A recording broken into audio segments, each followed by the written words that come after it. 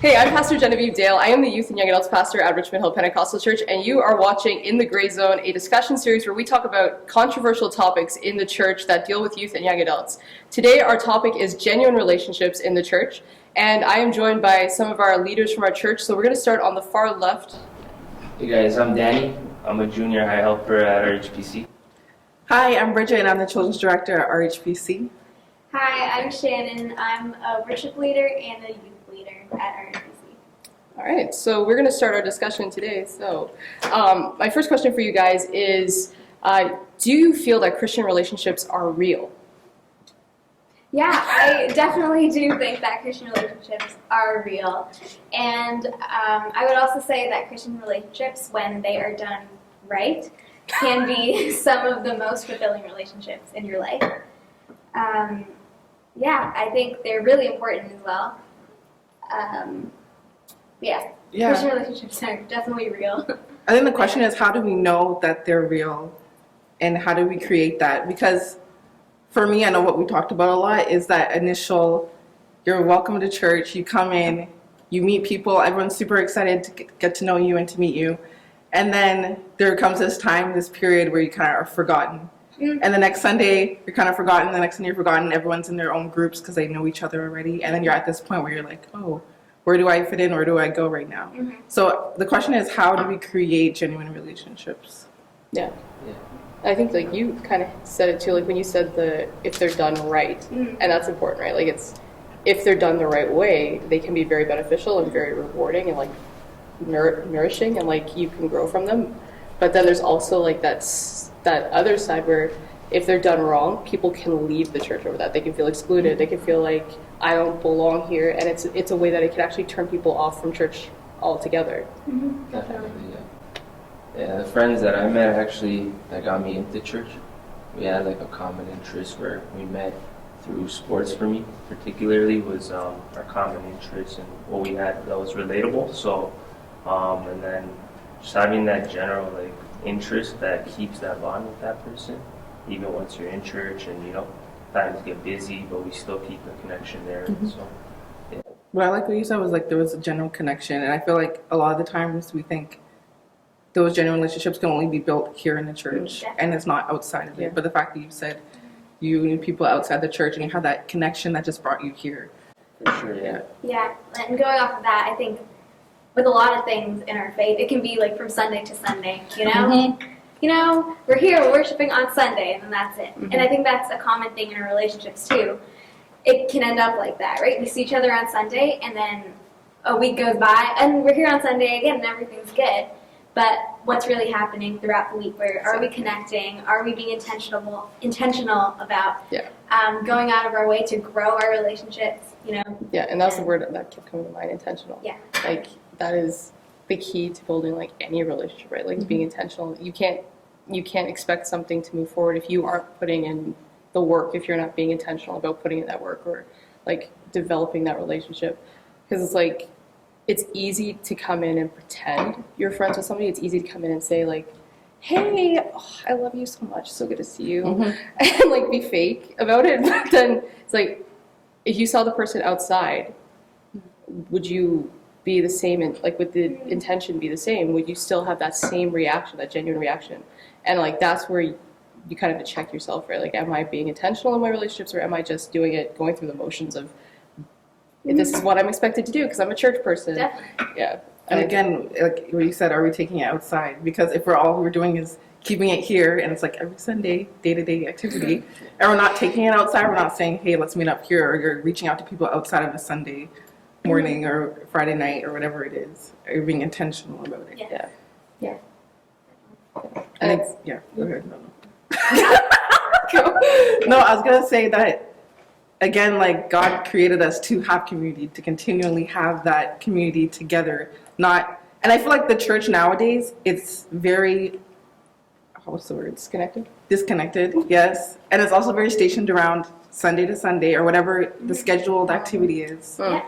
You're here for that and then you're gone. You're here for that and then you're gone. And it's like, where is the actual community where you're here all the time supporting one another, bearing each other's burdens? That's literally what the Bible says for us to do together. kind of lost that. Yeah. Yeah, like we've almost lost the want to be with each other. It's become like the expectation is on me to be in church because something's happening. Definitely. And it's not like I want to be there worshiping God. I feel like I have to be there because this person will notice if I'm not, or this person will notice if I'm not, or this is expected of me because I'm a leader here, or I serve here.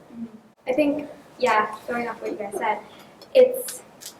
we have to be aware that when we come in for a youth night or a young adult night, a lot of it, right, is very structured. There are opportunities where we can just connect, and, but we're still in that mindset of, yeah, we're here for a program. We're here to do something, right? We're not necessarily here to, hang out, have a good time. Like, we are here to hang out and have a good time, of course. But You're not allowed that's to do any of that in No, you church. You totally can't have a are. good time. It's a big part of it. But I'm saying, in the back of your mind, you're here to participate in something. Yeah. So it's important to get out of that structure. I think like when you come for something, you have an expectation on yourself, and you feel like there's an expectation on you. So it's not necessarily that you're there to build a relationship. You're there Exactly. because you're fulfilling the expectation that's been placed on That's you. what I was trying to get Yeah. at in my No, I understood. I got way. But yeah, and so then the question then becomes like, so how do you break out of that? How do you become intentional in building relationships in that structure? Because obviously, like, the structure is there for a reason. It's meant to help bring people together.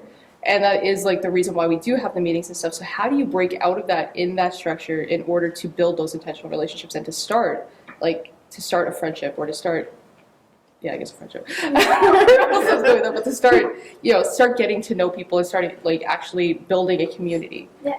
Yeah. Like, so how do you do that? Like, what are things that we could do to be intentional? And it kind of starts with going out of your own comfort zone for a little bit, because I know for a lot of people, you're comfortable being around certain people because you grew up with them, whatever it is. And that works wherever you are. You're kind of comfortable forming with that group, or wherever you are forming with that group. So the fact that you have to kind of step out of your comfort zone, be intentional about going up to new people, be intentional about reaching out to new people. And I'm laughing because you know my name. yeah, being there. The 3 people. Exactly. Yeah. It can be a tricky thing, though, because at least in my experience, and even having gone to other churches, a lot of churches can be very cliquey. And, people are stuck to their own. You've grown Exactly up with what it each is. other. You know each other Right. so well. And, of course, it can be difficult to let people in. Yeah. But, again, intentional. Like, going out of your way to make sure you're not... Because it's really easy to go be like, hey, everyone. Like, hi, guys. How are you? Oh, what's your name? And then kind of direct yourself back to Yeah. more people. Mhm. So it can be difficult, but I think it's important that we're engaging in not just like surface level relationship building, actually getting into like the gritty stuff, actually getting to know the person. It's the rule that I've talked about, even with the youth leaders. I think I've talked about it. Whenever somebody new comes, like 3 different people should talk to them, and it shouldn't just be the, hey, how are you? Where do you go to school? How old are you? Exactly. It's like you should be getting their life story. You should be finding what their interests are. You should be building connections. And if you don't have something in common, you build it with somebody else. Like if they say, oh, I love this, and you're like, I have no idea about that, but I know this person does. So Exactly. hey, have you met this person? Like, it's like if you love, I don't know if you do, but if you love basketball and Danny loves basketball, and I don't have a clue, you're like, hey, have you met Danny? Danny loves basketball, and then connect like you. Yeah, Yeah. you've actually done that where you've actually put people in Like some contact practice with when I me preach. that are relatable, and like I've engaged with them, and it's been good. It's been great to get to know people's stories and just connect with them off church grounds too. Exactly. And Showing genuine interest rather than just pretend interest. yeah, and that's the word. Like, it has to be genuine. Yeah, Like, yeah. and that's why I have that rule. Like, if you don't know something about that, don't fake your way through, because you're not going to True. build any connection True. with somebody Yes. that way. Exactly. The best way to build connection is help them find a community that has that interest and that common thing. And getting go somewhere else. So I guess, yeah. Go. No, I guess the question is, and why are we so quick to tear each other down, or so quick to dismiss people from being a part of the community together? Because it's so easy to shove people to the side and have that surface level And it relationship. happens all the time. And it happens sometimes not intentional. It's you know, not, you yeah, don't sometimes it's realize. not intentional. And, like, it's funny because a lot of times church people don't realize they do it. It's I think it kind of starts from we come to church and there's this conception that all of us are Christians and all of us, we have this like base foundation, The unspoken rule. The unspoken rule, right? So we already have like something. We feel like we have something in common with everyone, And I think sometimes we can feel like that's enough, And we can just talk and have a good time, and we have, our faith, of course, and it's really important. And it's a great thing to have to keep us connected. But sometimes we don't want to put in any more effort to actually get to know someone, because we all like in the back of our minds, it's like, oh yeah, we're all Christians, we're all here to worship, So it can be easy to just let people pass by.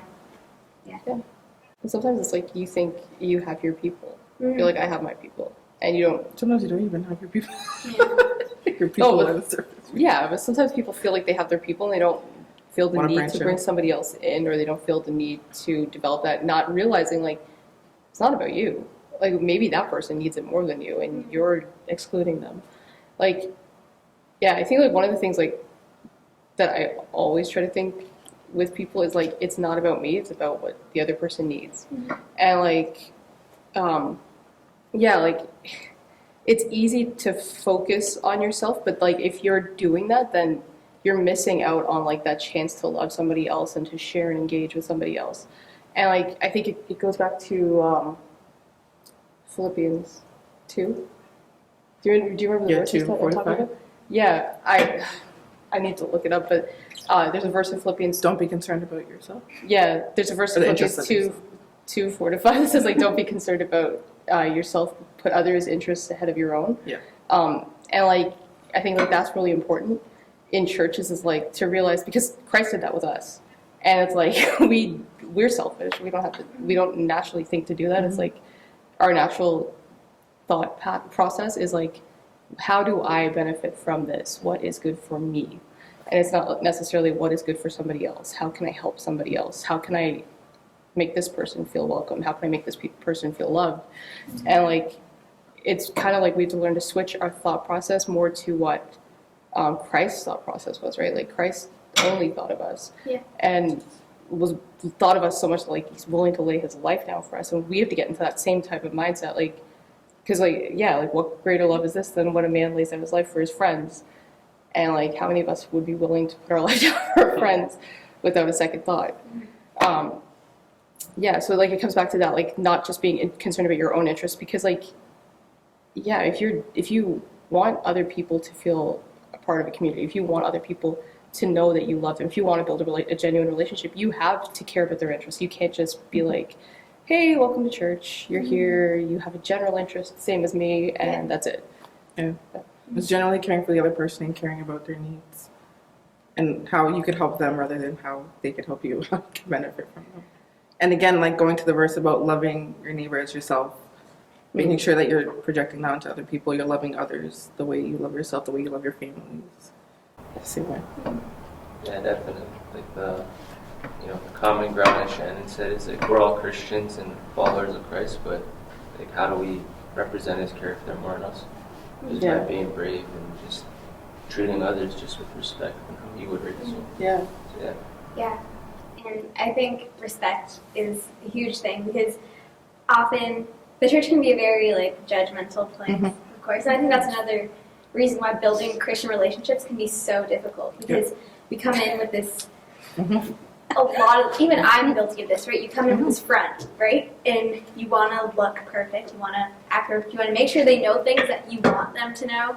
And it's hard to, it's difficult to be vulnerable because we're all imperfect, we all have our stuff, right? And I think it can be toxic, right? To come and just like have yourself put up a front, and then also know that the other person's probably putting up a front too. Yeah, so there's no real if you're connection not, there. so you're not really being vulnerable. You're not really getting to know them. That's a real danger. So we have to make sure that we're setting up a space where we are, we're being real, and we let the other person know that it's totally okay for them to be who they are as well, right? Yeah, and I like where you're going with that, because like vulnerability is like the basis of like being genuine and having like a genuine relationship. And one of the, like, it's really sad in churches because it's like there's a fear of being vulnerable in churches because people feel like if I am supposed to be a Christian, I have to look like I have everything together.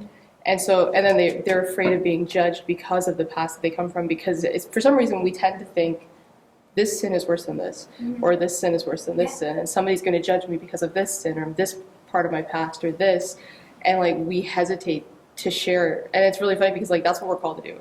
Like you're supposed to share your story. How else are others going to know what God has done in your life? How else are others going to know, you know, like that there is a place for you? It doesn't matter who you've been because you have a future. Like how else can you let people know that without, you know, that vulnerability and letting go of that surface level fakeness and just being real with people? Yeah.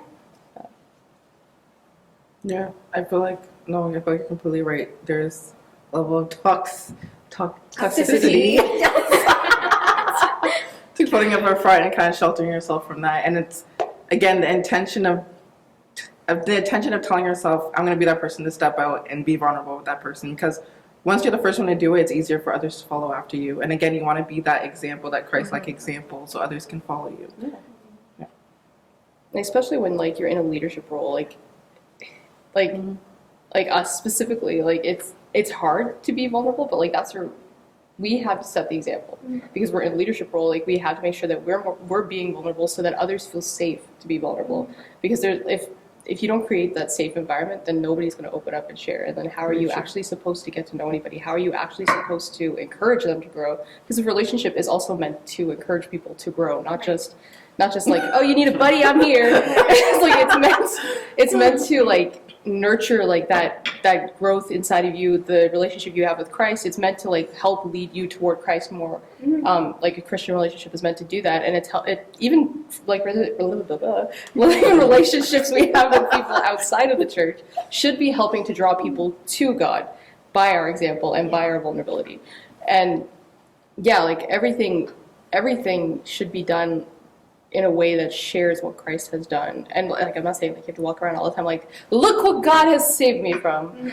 you have to like, there's a time for that. There's a place for it. But you also have to realize like when God puts an opportunity in front of you. A spirit working. When God puts an opportunity in front of you. I didn't need to be baptized. We've been there.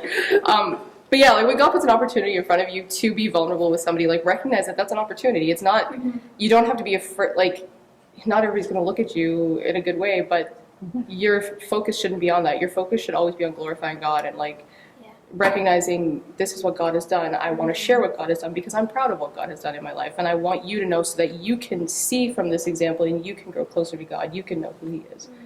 Yeah. I like that. I like that you said you kind of have to get past this may happen, people might think something of you, but it doesn't matter. That shouldn't be your concern.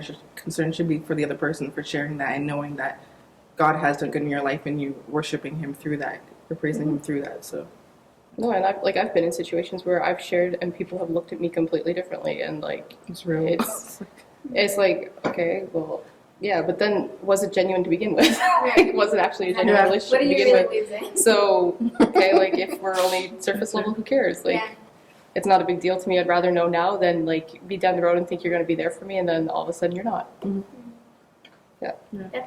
So again, I think our focus should be, again, as a church. The church was meant to be there for one another, to uplift each other in our faith, to be devoted to each other. Romans 12, 10 and 13, be devoted to each other like a loving family, to make sure you're caring for others' interests before yourself, to respect one another.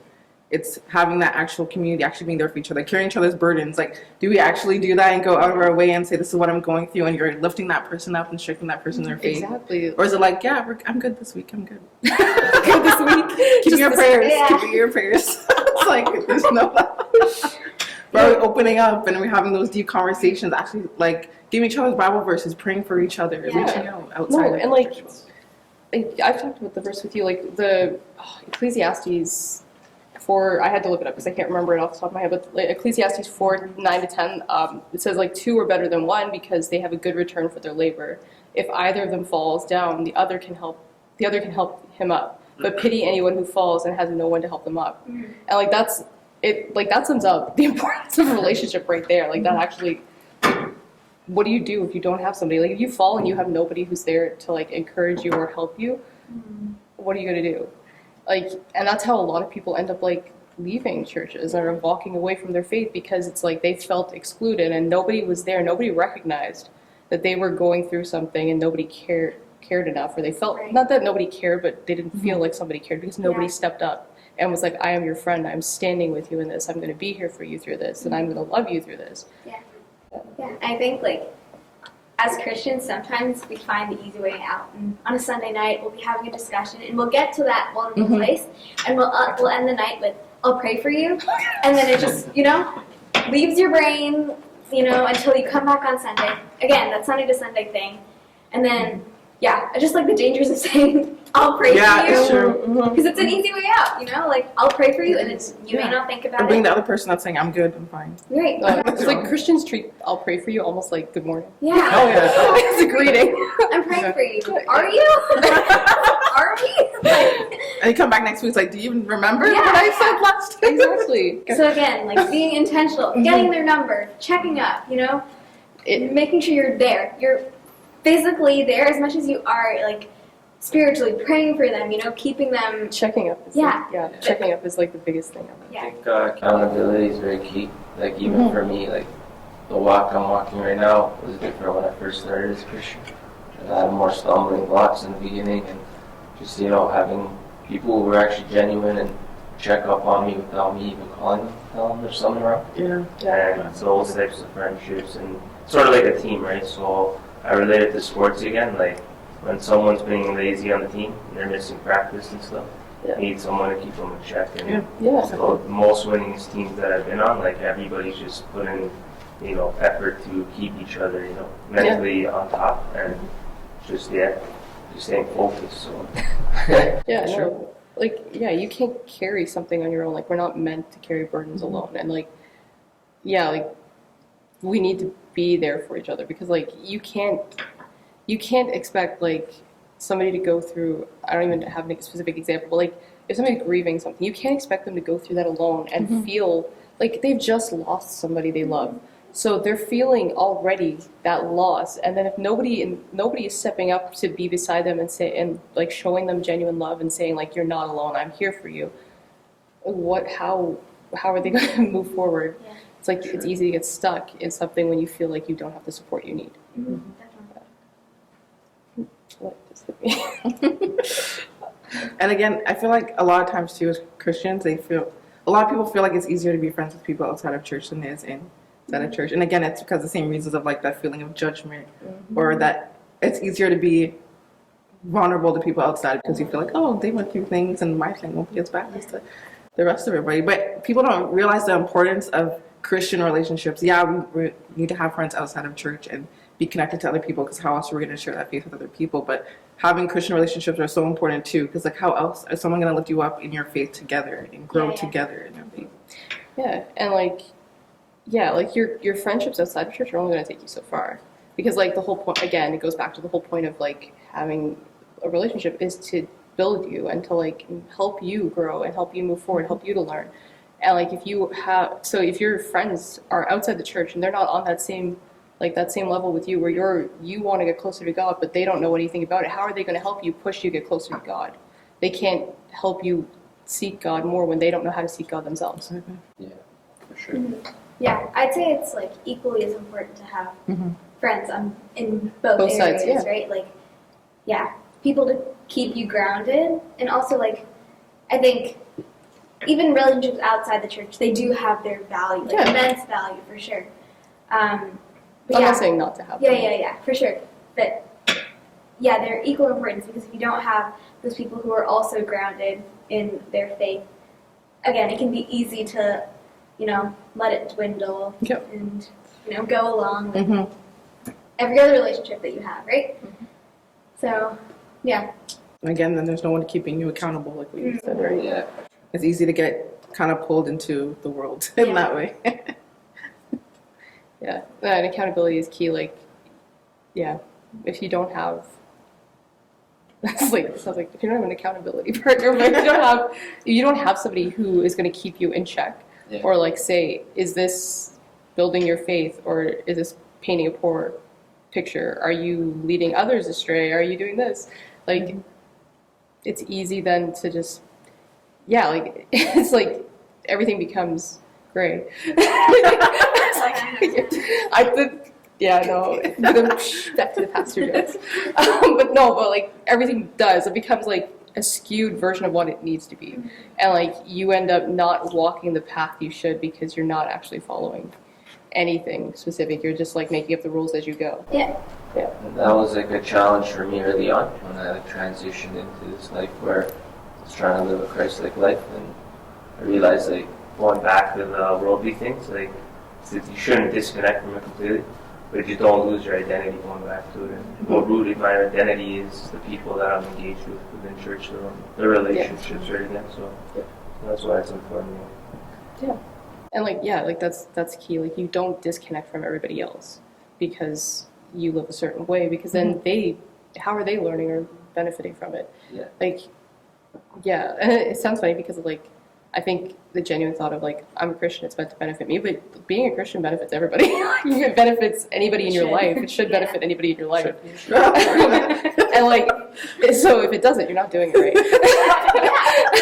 Absolutely. But yeah, it should benefit those in your life. They should see something in you that makes them want to be different, makes them want to be better, makes them want to change and like seek whatever it is that you have.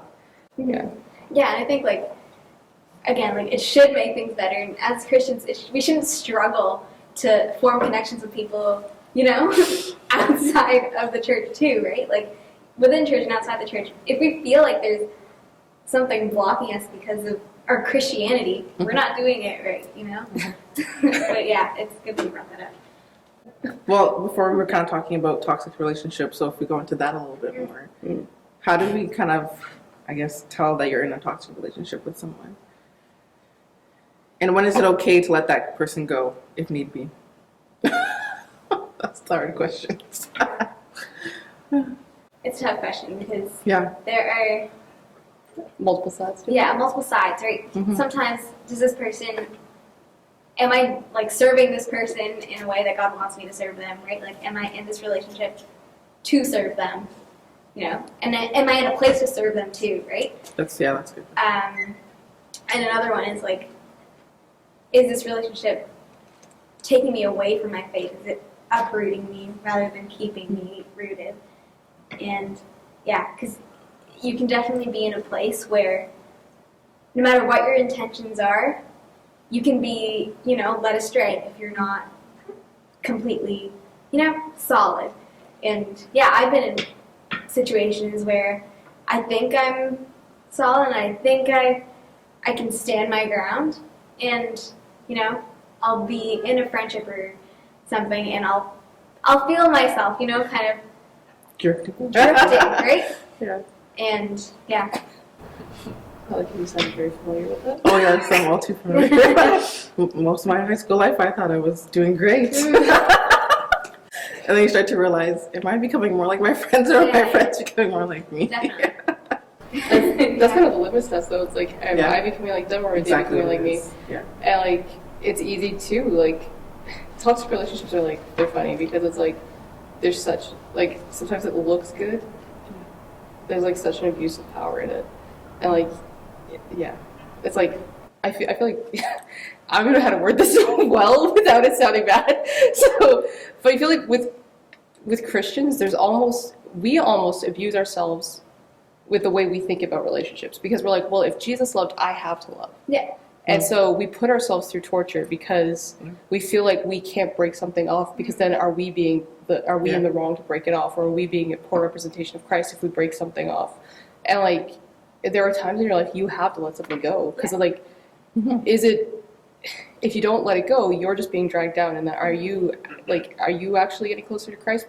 And like, I think I've told you about it before, like there's a point in my life where I had a relationship with, it's different because it's a relationship with my own mother, and like it was very abusive and it was not healthy for me, and it just came to the point where I felt like as a Christian I had to forgive her and keep going back, and it just got to this point where I felt like God kept saying to me, either you you walk away from this and get closer to me, or you stay here and you don't grow. Yeah.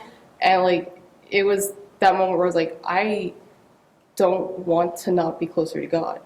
And like if this is something that's going to prevent me from getting closer to God, then why am I holding on to it? Like because I think it's right, because I think that's what I'm supposed to do as a Christian, when in reality it's dragging me further away. It's not actually, I'm not growing as a Christian by holding on to this.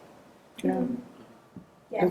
Yeah, that's good. Because again, it's asking yourself that question: is it dragging me away from God? Is it ruining my relationship with Christ? And then realizing, like, it's okay to let go. And again, you can still love that person. You can still you forgave that person, but you don't have to be with that person every day. You have to be constantly in communication with that person. Like, you can let it go and still love that person and say, I forgave them. Yeah, and I think sometimes we mix up, we mix up being in somebody's life with loving somebody. Yeah. Yeah. I'm sure. Yeah, like we mix up, like, we think like, oh, this person, because I love them, they have to be near me, they have to be in my life. But that doesn't mean necessarily that you love them. It just means sometimes you're just a sucker for punishment. No, but sometimes it's like you feel you're doing right, but is it right? Like, is it actually what God has called you to do? Is it actually what God is asking you to do? Yeah. Yeah, and I keep coming back to this analogy. I'm sure you've heard it, but like your cup has to be full in order for you to, pour it out into someone else, right? Love that. And I think that's something that I always come back to, right? Is this person like taking from my cup if there's nothing coming in? Yeah. You know what I mean? And yeah, that's something I think we all have to be aware of in any relationship, right? Yeah. And again, being on the other side of that, is your cup empty? Are you completely like, Yeah. I can go whatever you need to do so that you're able to receive something? Exactly. Yeah, that's good. No, I think like, again, that goes back to community. Like, how do you like? Yeah, I think like one of the things I see it a lot in different churches is like, is there actually community being built in our generation, or are we all disconnected? Because like this is a generation that is very different than previous generations, because it's like it's a generation where like there's social media, there's global pandemic, there's everybody is so busy. Like Yeah. our whole culture is like, if you're not busy, you're not doing it. enough. Yeah. And like our culture is like busy, busy, busy, go, go, go, and we don't put aside time to have relationships or to build community. And like we miss it. We punish ourselves by doing that. We miss out on certain so things true. by not having that opportunity or that space in our lives, because it's like we're created for community. We're created to be in communion with each other. Like God created us to be in relationship. Yeah. And like God created man because he wanted relationship himself. So it's like, if God needs that, how much more do we need it? And like if we're lacking, or like we're not making the space in our own life to have that, then how can we expect to have a genuine relationship with Christ if we don't know how to have a genuine relationship with somebody who's here in front of us? Yeah. Wow. Yeah, and I remember like listening to a podcast, and they were talking about building relationships in like such a busy world, because we are all busy, right? It's almost unavoidable at this point, Yeah. because life is just busy. And the woman was saying like, yeah, sometimes I get so busy, but sometimes I'll just ask my friend to come with me to like the grocery store while I'm shopping, just to like Yeah. making sure, because there's always an Intentional. opportunity to connect. That's what it is. There's always an opportunity. You just have to make it yourself and Exactly. intentionally make it Yeah. always an opportunity. And that it goes back to being intentional. Yeah. I feel like you have more you were going to say. No, that was the thought. Yeah, but like most of the relationships I've built with people in the church have been the most rewarding. I can't talk. Have been the most rewarding relationships in my life, and it's because I've been intentional about building those and like making that space for them in my lives. Whether it's like my lives, how many lives do I have? My life,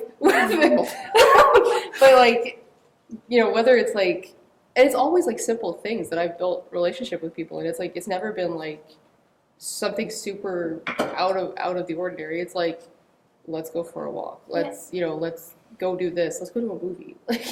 And it's like those are just little things that you do that builds a relationship, because it's like it's actually like showing somebody like, I'm willing to invest the time with you, and like that says a lot in itself. And like I don't know how to explain it. Like those, like just having those little bits of time, like even just serving with people in church, like that has helped me build relationships, because it's like you have that time where you're prepping for an event or you're prepping for something, and like you and that group have time together where you're working on a project, working toward it, and that's how you get to know each other, because it's like everything is stripped away, because when you're under pressure, that's when the most vulnerable side of yourself comes out and the worst side of yourself comes out. You could like she has seen the worst side of me during camp. Like, but you've seen the worst side of me. But it's like, yeah, like when you're, and that's vulnerability. So like the worst side of you comes out when you're under pressure. And like when you're working with people and they're seeing that side of you and they're still not judging you and they're actually like loving you through it and being like, you know what, like you're crazy, but that's okay. Because I'm crazy too. Yeah.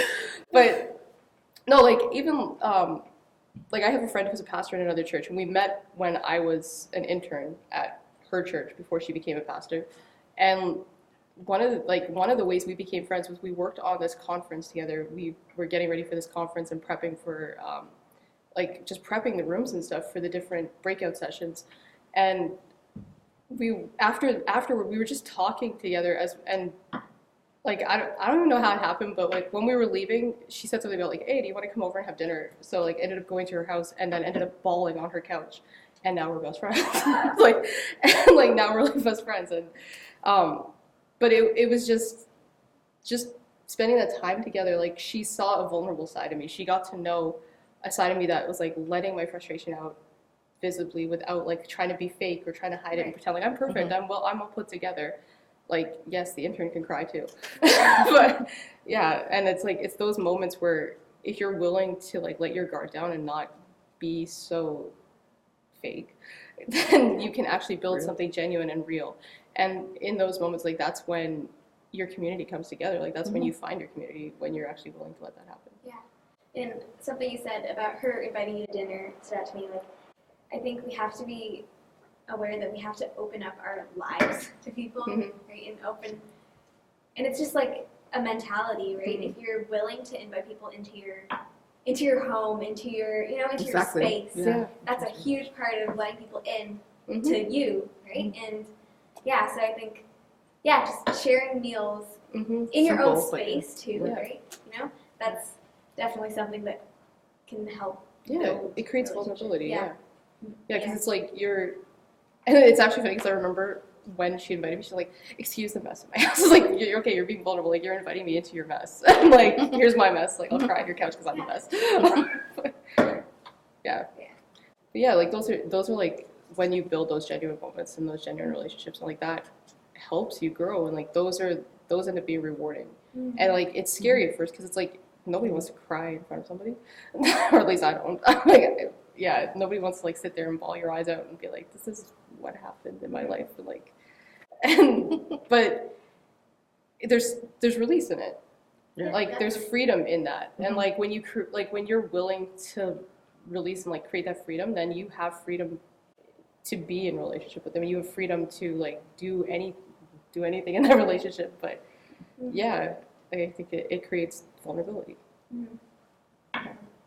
Yeah. So I think the question is, how do we continue to develop those relationships, like those healthy relationships, without it being like a one-time thing, but continuously building it, continuously actually creating that community and that friendship. Yeah, it's the intentional, and it's hard.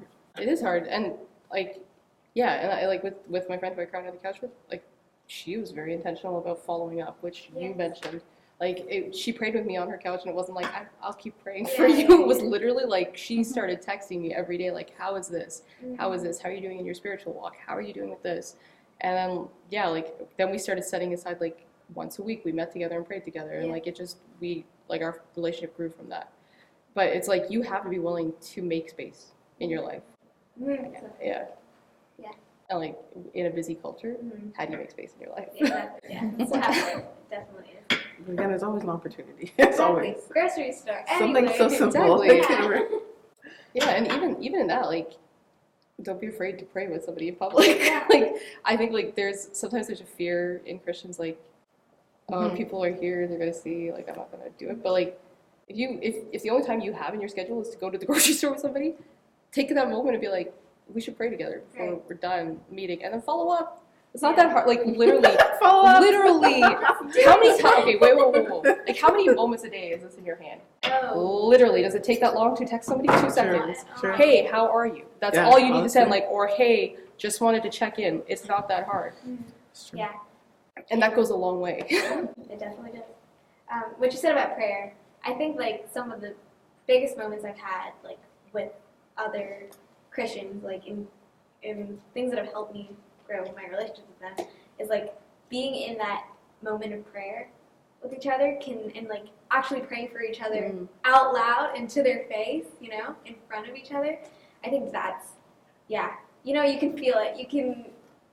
You're already so vulnerable, Mhm. and just yeah, having that conversation first, which is like, oh, what can I, like, how can I pray for you, right? Where are your needs and all that, like.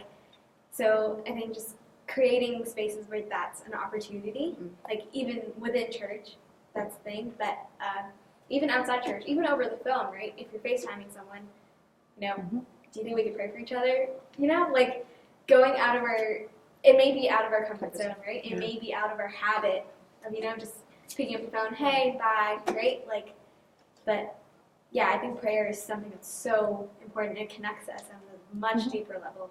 Yeah. And Daniela, creating those spaces that you're saying, if it's through prayer, if it's through worship, Mm. we actually the Holy Spirit, because we were worshiping together in our living room. Like it's something as simple as that, is creating those times, those spaces. Yeah, it might not be in a Sunday morning in the church service where everyone's gathered together. It might be something so simple, Exactly. like you're on the couch, you just ate dinner, and you're just doing Mhm. praying together. But those are the most powerful Yeah, like responses that you get, right? Mhm, definitely. Where you most feel connected to God. And you try. Yeah, being brave, just courageous, and like for me too, like it goes a long way. But I never saw it in the beginning because I was more shy, especially more reserved when I first started my walk. But like I prayed for people, or just spontaneously called friends that I hadn't talked to in a while. And something just the Spirit led me to call them, and then later on they called me, like, and that made my day when you called me and prayed for me. Like it was a shocker that somebody did that in my life for me, and that's what kind of just motivated me to keep going with it. So yeah. Yeah, for sure. Yeah, and being on the receiving end of that is always, you know, it's so fulfilling, and just having someone check up on you, especially for me, like there'll be times where I may not be, like, you know, doing my devotions daily, and if someone comes and I'm like, oh, what have you been reading?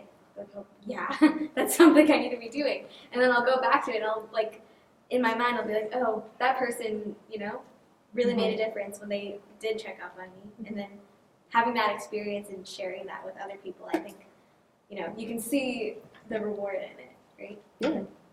Yeah, and that's the thing. Like, I think like reward is the key word, right? Like, and I think we don't always think of the fact that like relationships are a reward. Like, Yeah. it's not something that like just comes naturally. It's like it's something you have to work toward, but you are rewarded from it. Yeah, And it's like anything worthwhile, anything that has payoff, you have to work toward. And yeah, like it's funny because like I've heard people complain about like I don't have any real relationships at church. Like I don't want to. I like church people are the worst and stuff. But Yeah. they're not gonna be any better than you are yourself. Like if you aren't willing to put time in, if you aren't willing to try to be friends with somebody yourself, then how can you expect somebody to do the same to you? Like it starts by setting an example yourself. Like if you want something to happen, you have to be the change you want. Like you have to be the one that starts that movement. That's good. It does. You have to do it yourself. You can't, again, like you shouldn't complain about something if you haven't tried. If Totally. you haven't done anything about it. Like do something about it. And like there's like this common saying that like when you're if you're preaching something, if you feel like God's giving you a specific message, usually it's for you first. So if you feel like, hey, nobody's building relationships in this church, this is the worst, then maybe you should do it. It's true. Like maybe you should start it. Yeah. It's true. Yeah. Again, coming out your comfort zone, stepping out in faith. A lot of it is stepping out in faith. You have to. You have to be courageous and just do it. be the example, or it's gonna be stuck all the time. Yeah. And like, yeah, so like what do you guys all feel like you have healthy relationships in church? Do you feel like you have a community in the church? Like, can you name, well, I guess one person in church that you have like a healthy relationship with, that you feel like is somebody who pours into your life, somebody who like feeds you, and then like how do they do that? Mm. Because like sometimes it's like we don't know how to be that example. So like, what are ways that we can do it? Yeah, I definitely do have good Christian relationships right now, but I think that's something that I'm also working on, right? Like looking for, because it's definitely difficult because, especially for me, growing up in the church, a lot of my friends that I did make in the church have also left the church. All I saw was Yeah. like, So okay. No, it's true, and this might sound a little bit, but it's so true. Like, a lot of my really close friends from church may not be coming anywhere, and that's totally okay. Like, because maybe they moved on to a different church, or maybe they're just not in a place in their life where they're coming to church, right? So, yeah, building new relationships, especially right now, is difficult. Not attending, different groups, not Sorry. having the opportunity to meet people. So, yes, I do have good Christian relationships, but again, that's something I'm working on and working towards. Yeah. And yeah, I'll agree. It's like I feel like there's never enough friends you could have. Yeah, Like, exactly. like I feel like there's no number you can just stop and be like, I'm good now. Like Yeah, you're yeah, just yeah. always continuously building Yes. a relationship with each other. And again, I relate to your story so much because like I had the exact same experience where all my friends I grew up with in church, and those were the friendships I had that were actually real and close Exactly. and genuine. And then for reasons unknown, like they People left. move on, And people move on, and some people Yeah. stepped away from their faith, and Yeah, it is what it exactly. is, right? But and then I had a point in my life where I was with only non-Christians, and all my friends were people from school, and that was really toxic. Yeah. And then I went back to it, and it was like this weird, Yeah. Change Back of- and forth, yeah. like, how am I supposed to act? Like, what am I accepted? Mhm. Was I going to judge me for? Going through those emotions again. So yeah. Right. Yeah, for me too, just like the times we're in are interesting. So, I mean, it's made it more challenging to make new friends just because it's the first time ever in history something like this has ever happened. Our church is shut down as far as I know. But yeah, friends that I have made though, really have impacted my life to be the man I present myself to be today. And I'm really proud of that, and just having these people in my life. My life in 2 years has become better than it ever was up until now. So yeah. Yeah. I think it is important for us all to have at least one relationship in the church, and it's a lot of people don't. There's people who don't have that, and if you ask them, I don't really have friends in the church. So it's how do you maintain that? How do you grow that? How do you if you were to tell somebody who says I don't have friends in the church, how would you encourage them to find a relationship in the church? I think one thing you mentioned before too was really good with serving in the church. Because I found once I started serving, it's like where you actually start to meet people, you actually start to hear other people's stories. People actually will open up more because you're doing something together, you're building something together, whatever it is. But yeah, serving is huge. Yeah. It Getting really- involved, Anyway, yeah. literally anywhere. The first thing they tell you to do is get involved. Sure. Put yourself out there, and even if you feel like putting yourself out there is something that is interesting to you, it's so rewarding, right? Growing up, I was shy. Ask anyone. I was shy. And it was That's true. only every time Pastor Will talks about you, my first memory of Shannon is she just hid. She wouldn't speak. right. I was shy, and it was only when I started getting involved, that's when I met so many different people. And even if I'm not super close with every single one that I ended up serving with, I met and had experiences, and we shared experiences. Like Danny said, we bonded over things that we were interested in. So yeah, there are so many different opportunities to get involved in church, and I think it's important that we take that step. No matter who you are, there's something for you to do. And if there's not, create that. Yeah, Right. exactly. It's- Talk to someone. Yeah. Yeah, coming out of the comfort zone, that's key, and just engaging her. So by me doing that in the past year, I've met so many cool people, and growing my network drastically. And I don't know. I keep forgetting what I asked. I don't know what I said. How we got there. So that's great. But yeah, like, what did I ask? Well, how do we? Yeah. I don't remember. See, nobody knows what I asked. That's a big answer to do. Yeah. But yeah, like I think like one of the things that's important though, like with church relationships, is like how finding the right community, right? Like it's not just building a friendship for the sake of building a friendship. Like, oh, I need a friend in the church. Like, is that helping you? Because like sometimes that's just like somebody's like they could be like not even where you are in your spiritual walk, and like you might be, and like yes, it is important for you to help them, and like you should still keep that relationship. I'm not saying like don't have those relationships, but like you need to find somebody who's like where you are or above where you are, who can push you or help you or like move with you. Yeah. Mhm. And I think not being afraid to like move, like go visit different places, right? To find that community. Because if sometimes you don't find your people That's true. in one place, Yeah. right? true. Like you can be stuck to one place, and sometimes it's just not the Yeah. place where God wants you to, Yeah. build that solid community. So not being afraid to like check with God, pray about it. Is this where you want me to be? Is this where you want me to grow? Well, Right? and just because you're developing a friendship with somebody who's a Christian as well doesn't mean you have to be in the same church. Yes, exactly. Like Christian relationship doesn't have to be like, Mhm. oh, we go to the same church, so now we're going to be Yes. friends. Like it's probably better to have them outside because then it's going to challenge you. It's like, okay, but are you growing Yes. where you are? Like, how can you grow more? What are you getting out of this? And like, yeah, it helps push you to a different level. It helps push you to like a better relationship with God, a better relationship with other people, and it just helps you step forward in what God's calling you to do. Mhm. Yeah, and I like that. Doesn't have to be in the church. It could be somewhere else. And again, find your place. Your place could be. I know for you, you found friends on Zoom, Yeah. and like a bunch of churches came together. Like that's awesome. Like there's different ways you can find it. Yeah, for sure. You just gotta come out of your comfort zone, explore, and then Mhm. Yeah, explore. That's true.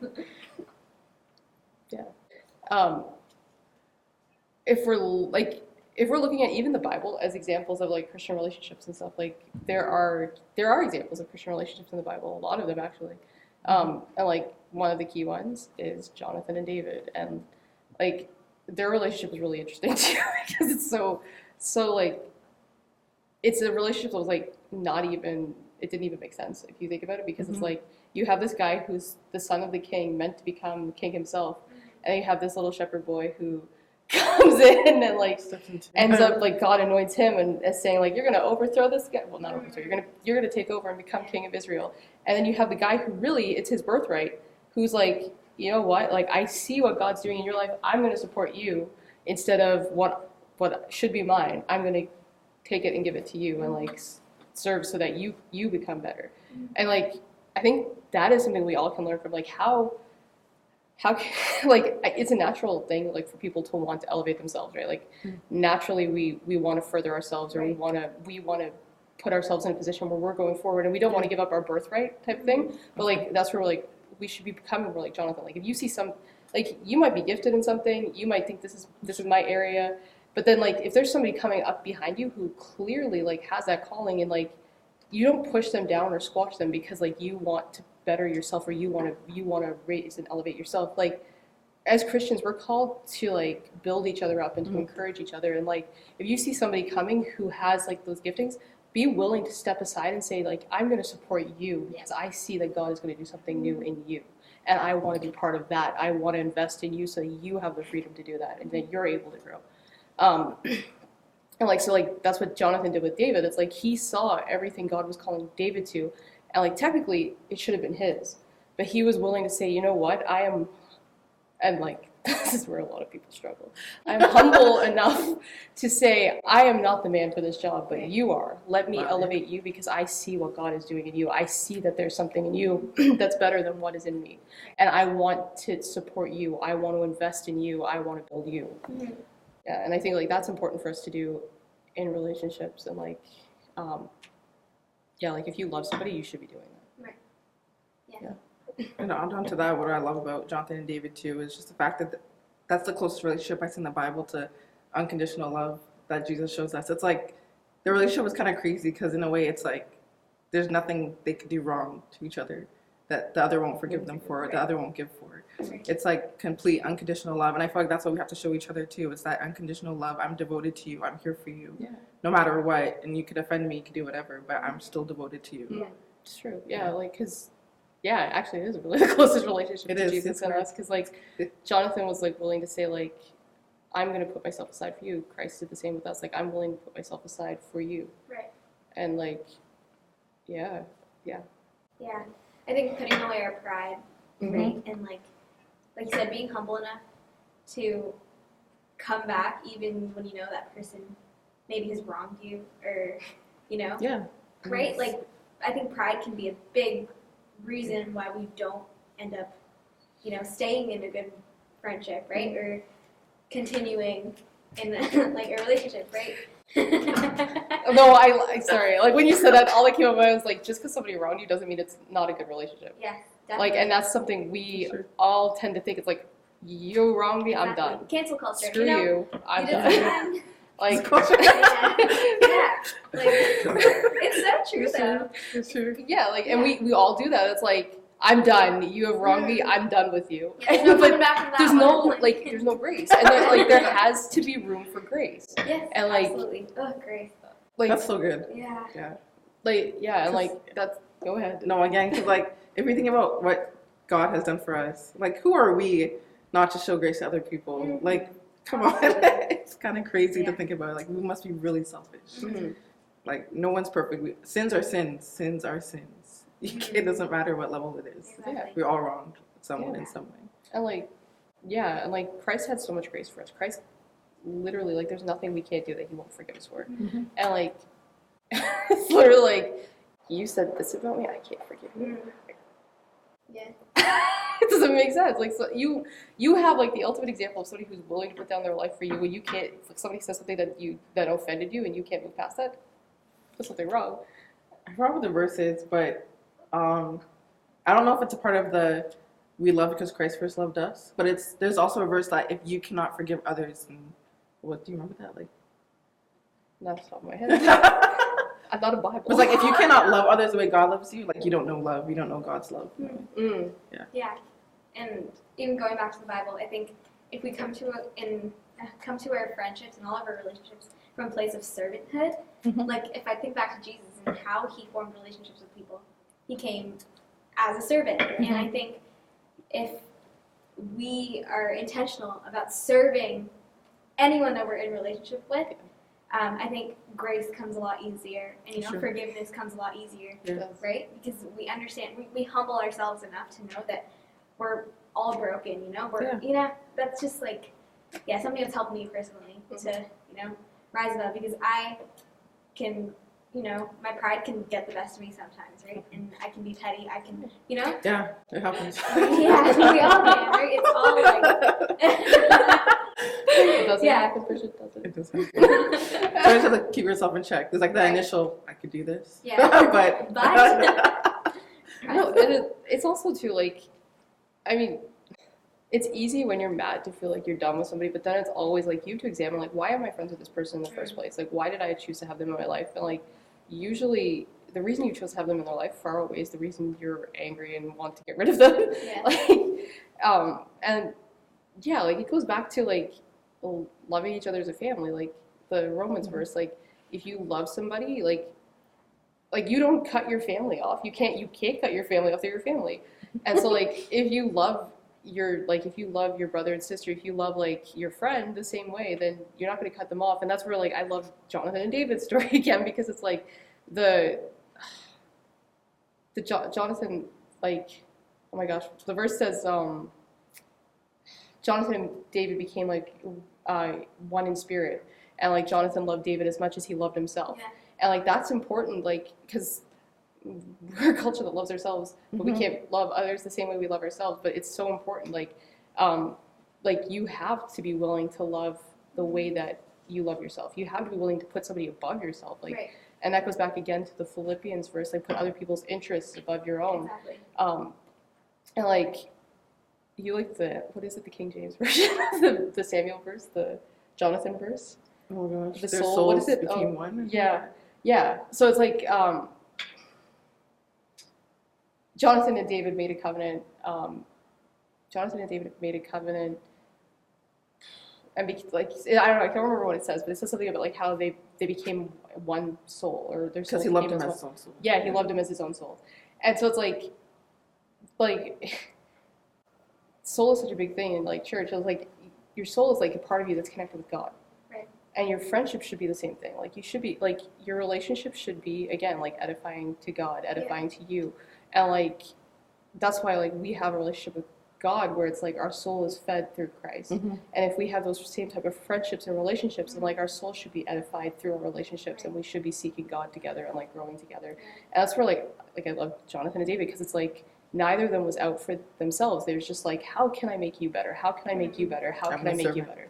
Yeah, all serving. Again, it goes back to like service. And I think that comes right back for full circle to making sure the only way you can have that is by making sure your relationship is not just surface, right? And I think, so it just comes right back around. Everything goes full circle. Yeah. I think that happened last time. We're like, everything goes full Yeah. circle. There you go. It's true. Like, like it's so important. Like, everything has to be done out of love. And like, if we truly love, then we're willing to serve and we're willing to put ourselves down and not be better. Like, humble yourself to not be better than anybody else. It's true. Everything comes from love.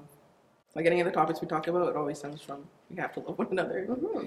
It's But that's how we become more Christ-like. Like, is if you can love the way Christ loved, then you're becoming more Christ-like. And like, there's no thing that God is not willing to forgive us for. So that's why we have to have grace. There's no thing that God isn't willing to do for us. So that's why we have to serve. There's no thing that God isn't willing to like lay His life down for you. So you have to do the same and be willing to put other people's needs ahead of your own.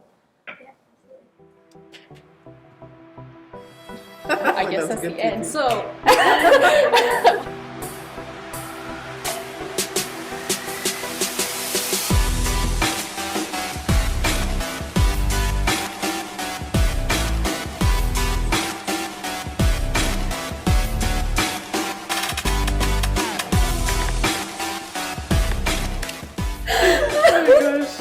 Hey, I'm Pastor Genevieve. Hey, I'm Bridget. We're so glad that you watched another episode of In the Gray Zone, and we want to invite you to come back next month when we have our next discussion topic.